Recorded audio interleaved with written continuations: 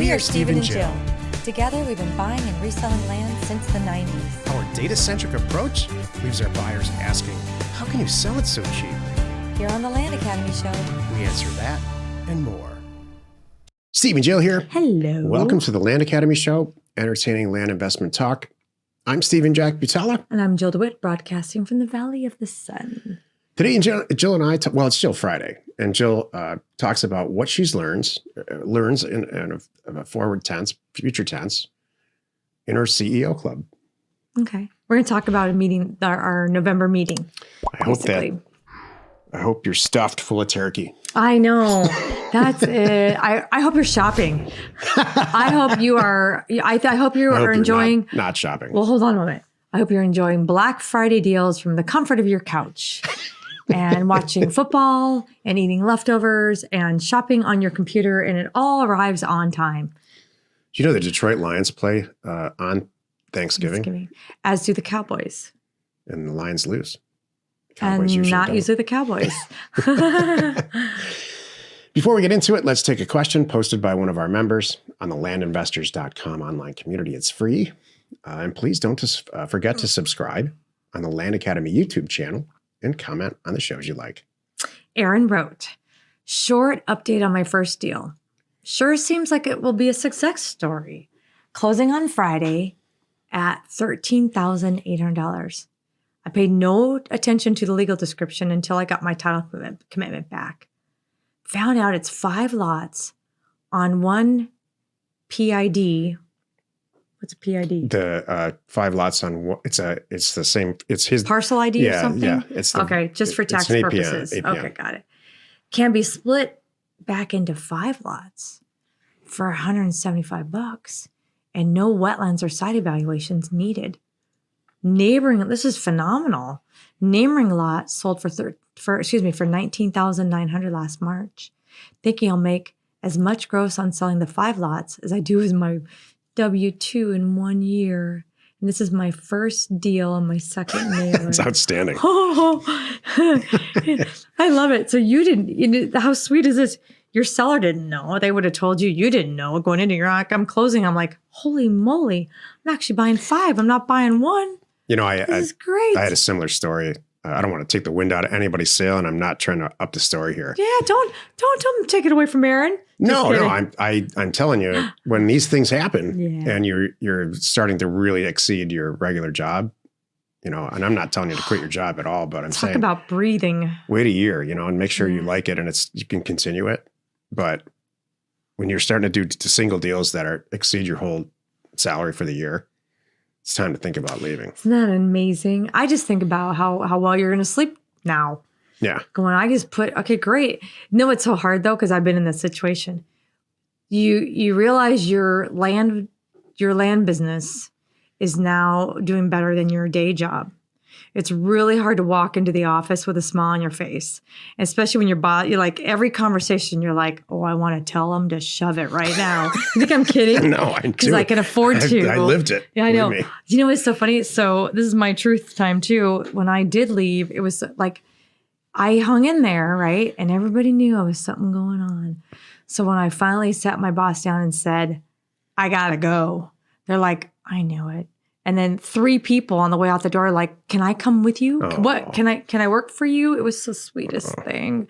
I'm like, sit tight. If I have a place for you, I'll let you know. But they're like, can we come too? We knew you were going to go. It was very sweet. So yeah. Today's Jill Friday. She's going to talk to us about what she learns from her CEO club. This is the meat of the show. Yeah, so it's really interesting. I recently joined a CEO club. There's a local chapter here in Arizona, and then there's a nationwide chapter. And we do, one of the things is, this is all kind of new to me, by the way. So I'm still, as it progresses and I get more into it, I will share with you how it goes. But we have these monthly leadership get-togethers. And they brought in some very interesting speakers. I'm not sure who pays for this too, by the way, because one of them's a former Olympic person. I mean, they're published authors. Well, you probably pay for it, right? Yeah, but it's not that much. It's probably a lot of members. Yeah, that's true. But they bring in some. Do they check to see if you were the CEO of anything? Yeah, I had to apply. There's an application. Oh, there is an application. There's an Okay. application. No, it's not just like check. like check this box if you're a CEO and pick out the 5 pictures that have a train in it.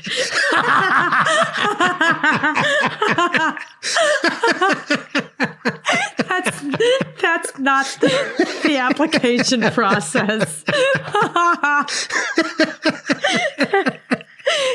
That would be great. So yeah, that's pretty funny though. That's good. So anyway, so it was just interesting. I was on this call and we had to leave the house. So I'm like, so you got to hear some of it too. So I want you to weigh in on this and bring up some of the things that you have to share, because we're getting in the car. I've got this like, what are you doing? I'm like, I'm on a call. I'm listening. And then I put it on speaker so you could hear too. And just the gist of the meeting this month was further confirmation that I didn't know I was going down the right path years ago. I didn't really understand it. I didn't know. I thought on accident my people skills were getting deals done. I thought other people were doing it different ways.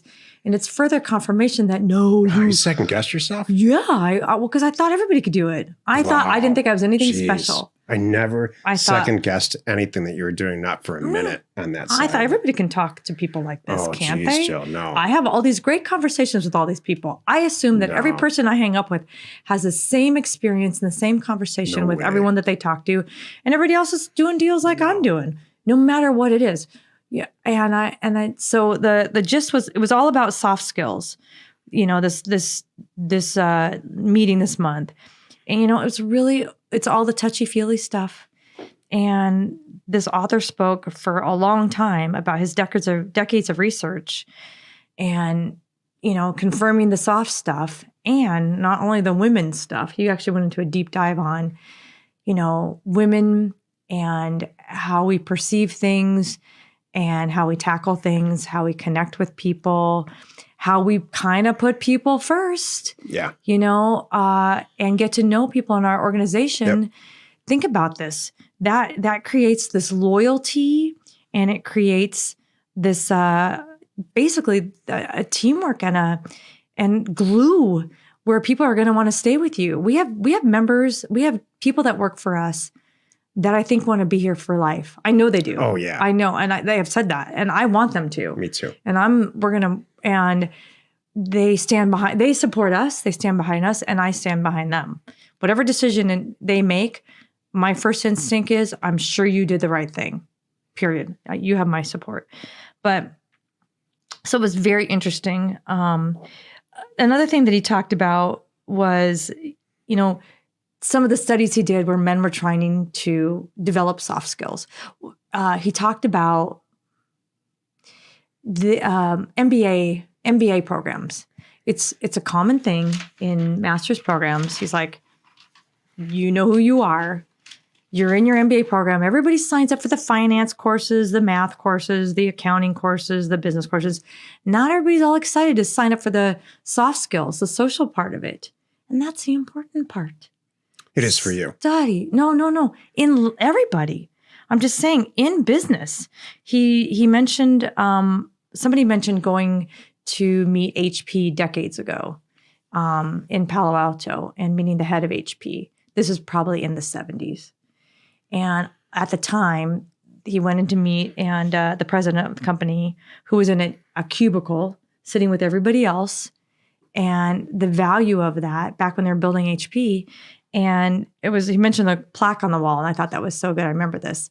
And it was MBWA, which is managed by walking around. And it was just the value of getting to know people, walking around, getting your team, what you pull out of them.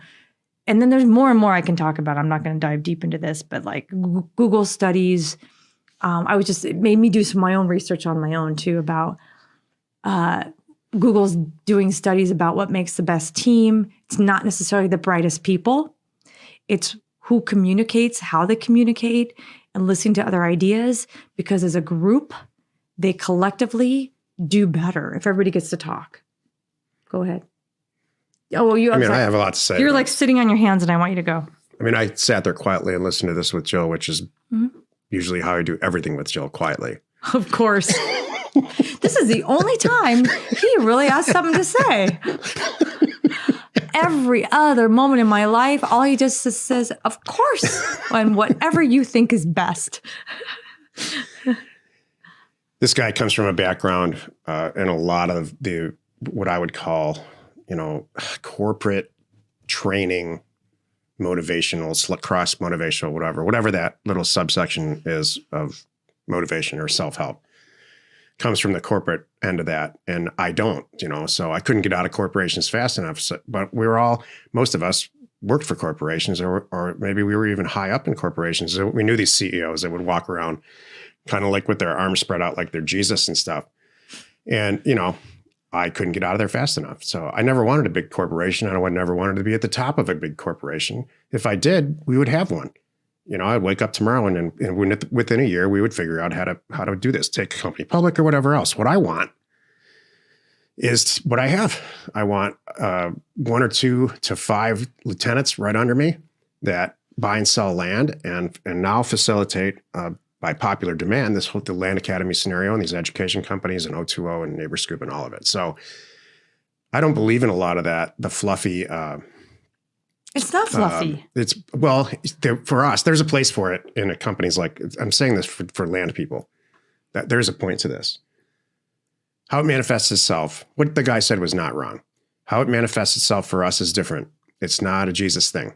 It's not it is talking to a seller or talking to a buyer or talking to the people under you that work for you in a way that keeps them entertained, healthy, motivated, keeps them in a place where they feel appreciated and compensated correctly and, ready to get up in the next morning and take on the challenges. So it has a huge place, just not, he took it to a place but that's the nature of huge companies. Yeah, it becomes a sort of a cult. So it's interesting. You're right. Cause because I have been for big organizations. I worked in them where they had 100,000 employees. Yeah. I was one of 100,000. Right. That's great. Yay. Yeah. And then I've been one of 2, one of 3, one of 10 employees. So it's important to see the whole thing. I've never led 100,000 employees, clearly, nor do I want to lead 100,000 employees. If someone tapped me on the shoulder tomorrow and said, hey, Joe, we want you to run American Express, I would say, no, thank you. Could you imagine? No way. So I love it. But there's takeaways. There's things that we all can learn and help people. And you know what? I'm going to end it on this. That's why I'm in this organization. Because you know what? The way I have this small little, compared to a lot of other people in my group here, I'm small potatoes. But I do big numbers.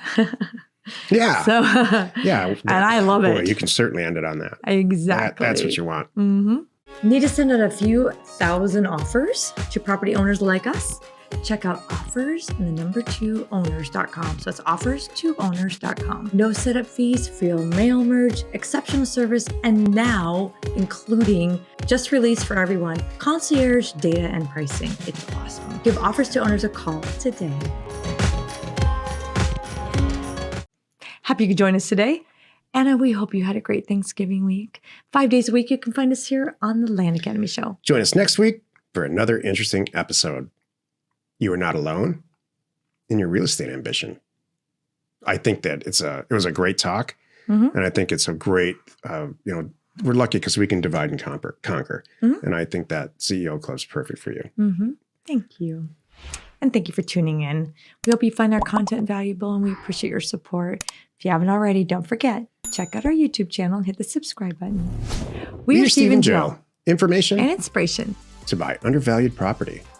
We hope you find our content valuable and we appreciate your support. If you have not already, please check out our channel and hit the subscribe button. And your comments and suggestions help us to create the content you're here for. Hitting the like button helps to support our channel's algorithm and gauge your interest for future shows.